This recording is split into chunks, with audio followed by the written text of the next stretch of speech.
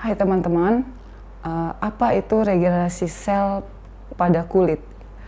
Terlebih-lebih pada penyintas autoimun scleroderma chlorosis. Jadi scleroderma chlorosis itu cenderung menyerang kulit ya, jaringan kulit atau sel kulit. Nanti saya akan tunjukin foto-foto saya, kulit saya yang ada istilah dalam autoimun scleroderma chlorosis itu salt and pepper. Itu istilah medisnya ya dalam orang penyintas autoimun. Nah, jadi itu bagian leher saya itu udah diserang ya, udah terkena, bagian lengan saya juga. Nah, beberapa saat setelah saya konsumsi sesuatu yang alami, yang saya udah bilang di video-video saya sebelumnya, itu saya melihat perubahan drastis juga ya di kulit leher saya dan di bagian paha saya. Ya, gitu. Yang lebih senangnya lagi, bahkan kulit saya menuju arah ke kulit asli saya, walaupun belum 100% gitu. Bahwasanya ya lebih putih gitu, lebih ke kuning langsat gitu ya. Jadi saya sangat bersyukur gitu. Saya sangat gembira sekali. Ya, ternyata gak sia-sia gitu yang kita harapkan gitu. Jadi banyak yang tanya sama saya, salt and pepper itu apa? Autoimun scleroderma chlorosis itu di mana pengerasan pada kulit ya, jaringan kulit. Jadi udah dia keras, dia akhirnya meradang. Dia sangat sensitif, sangat kering, sehingga menimbulkan iritasi, gatal, terus kita akhirnya menggaruk ya. Kalau dia gatal kita garuk. Nah, kita nggak sadar pada saat kita garuk,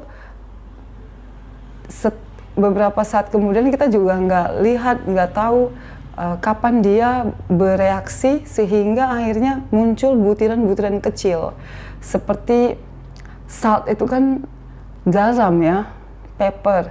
Jadi butiran-butiran kayak garam gitu kecil-kecil. Nanti saya akan tunjukin fotonya ya, yang ada di bagian kulit saya. Jadi dia putih-putih kecil begitu, dan kulit kita itu jadinya crack gitu. Jadi dia seperti retak kayak gitu, sehingga akhirnya dia putih-putih, salt and pepper. Nah, itu kalau kita tidak ketemu dengan dari saya cerita dari luar dulu ya. Kalau kita nggak ketemu sesuatu atau lotion yang bisa membuat dia lebih lembab gitu ya, itu akan terus gatal teman-teman, terasa perih gitu. Bahkan terkena udara aja, udara normal itu sangat gatal. Apalagi terkena AC atau kipas angin, itu lebih gatal lagi teman-teman. Nah, di dalam ruangan ya, kita ketahui dalam ruangan itu sebenarnya udara itu kan lebih buruk ya daripada udara di luar. Nah, pada saat saya di kamar itu, di dalam kamar itu, saya bisa ngerasa kayak ada butiran-butiran debu atau apa gitu yang menempel, sehingga saya tuh terus menggaruk gitu ya. Jadi kita udah ngerasa kayak dalam kamar kita itu udah bersih, tapi udara yang kita nggak bisa lihat itu sebenarnya udara itu masih ada. Maksud saya dalam kamar itu kita pikir bersih ya, padahal udaranya itu sebenarnya tidak bersirkulasi ya. Jadi debu-debu berterbangan itu kita nggak bisa lihat. Nah, itu saya bisa ngerasa di kulit saya itu kayaknya menyerang gitu, menempel gitu, sehingga saya semakin menderita saya rasa, karena saya harus menggaruk, lebih lagi menggaruk gitu ya. Nah, jadi dengan begitu ya, puji Tuhan saya ketemu dengan lotionnya yang alami gitu, sehingga melembabkan kulit saya gitu. Even saya sebelumnya juga udah mencoba sana sini lotion, bahkan dari dokter dermatologi gitu. Itu nggak menolong gitu ya, sama sekali nggak ada perubahan gitu. Nah itu yang dari luarnya teman-teman. Kalau yang dari dalamnya ya saya konsumsi yang sudah saya ceritakan di video-video itu, bahwasanya yang saya konsumsi itu bahan alami itu sehingga meregenerasi sel kulit saya dari dalam gitu.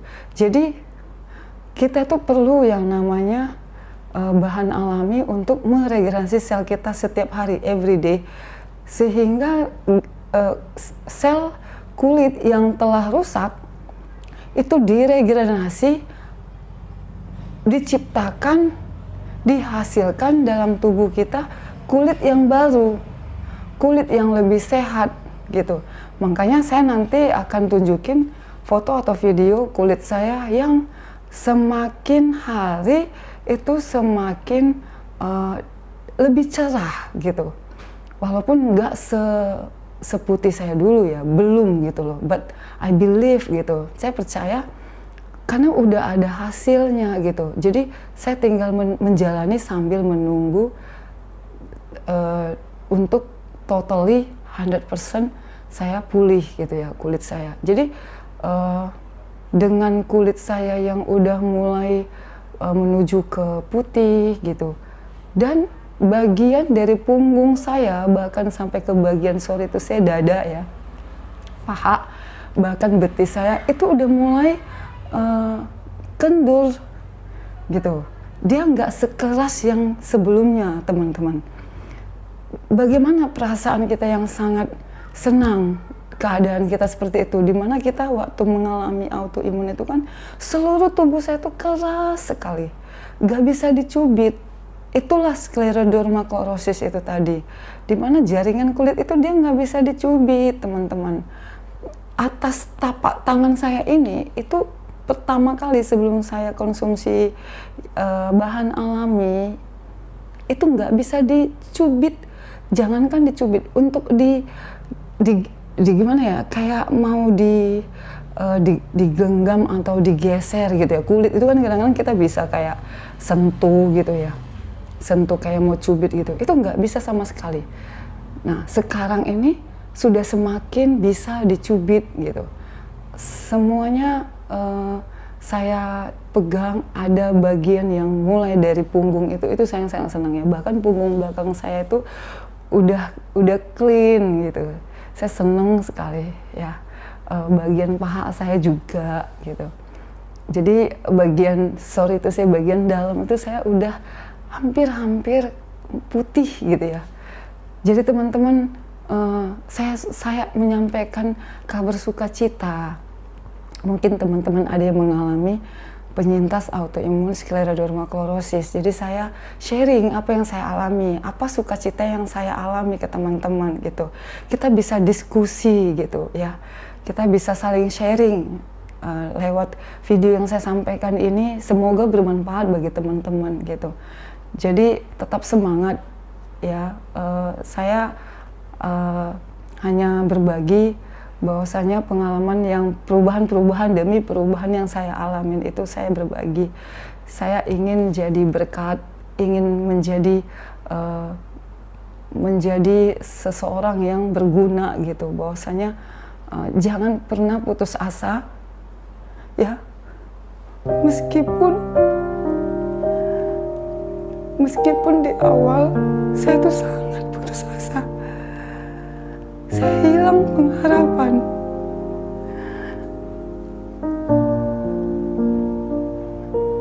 Mungkin saya bilang jangan putus asa, mungkin itu kelihatannya gampang. Di saat you cannot find, di saat kamu tidak bisa menemukan sesuatu yang menolong penyembuhanmu. Saya juga mengalami putus asa itu teman-teman. Saya nggak ada semangat untuk hidup. Saya sulit makan. Saya nggak bisa tidur. Walaupun sedetik pun. Itu saya alami selama 3 bulan. Ya, jadi saya sekarang happy. Dan akan terus berusaha untuk happy. Bahwasanya perlu juga kita ketahui autoimun itu tidak boleh stres. Ya teman-teman ya, kita harus berusaha, kita bilang ke diri kita, kita layak sembuh, kita layak happy, kita layak untuk mendapat kesembuhan tadi. Kita harus lawan ya, kita harus lawan rasa putus asa itu. Kalau kita nggak lawan, jaringan sel-sel kita semakin buruk, mengarah kepada radang yang sangat parah. Gitu ya teman-teman. Kita harus tetap semangat. Saya doakan teman-teman semuanya dalam keadaan sehat-sehat dan semakin sehat. Terima kasih.